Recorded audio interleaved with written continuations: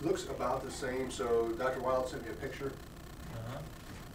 We came to see him a week ago, and it looks about the same to me as it did then.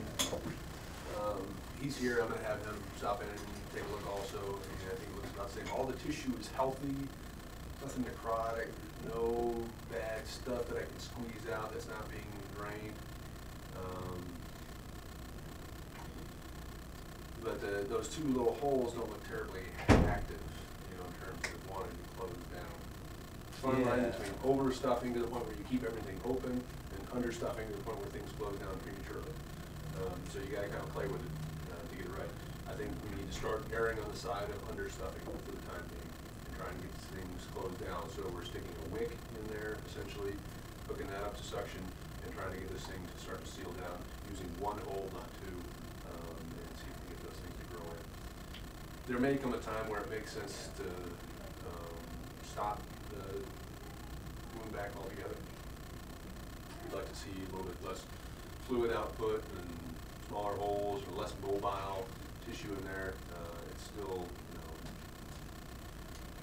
draining considerably, and at a certain point you gotta just stop and see what happens. If things seal over and this reaccumulates, then, you know, I've talked to Dr. Larson about it. He's a plastics guy, and he's on board with what we're doing. He doesn't have any better ideas.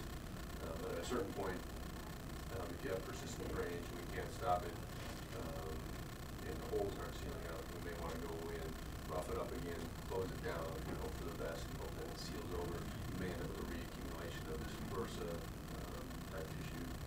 Again, I mean, I don't want that to be our answer.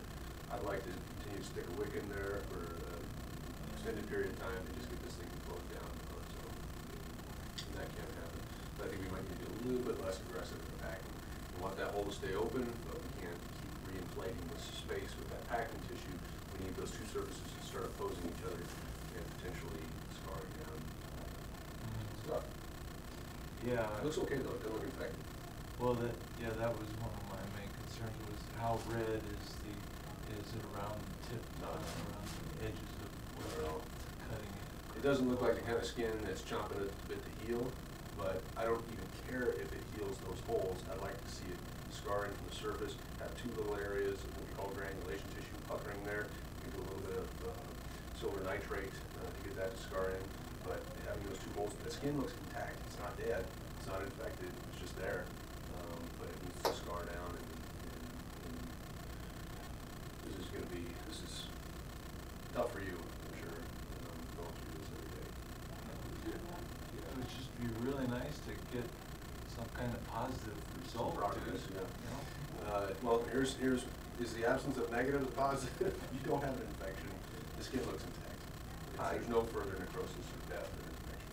I can count my lucky stars on that. You know, don't have an infection, and it has been a long time. I think that this thing has been open or available to.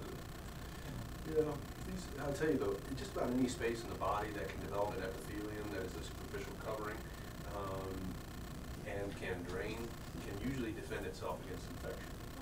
So this is staying open, no problem, and it's got a nice layer of healthy tissue in there.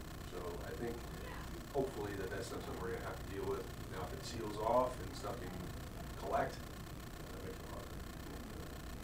I think we ought to continue with less aggressive packing. I'm going to write her some instructions, you know, less packing, single wick, try and get this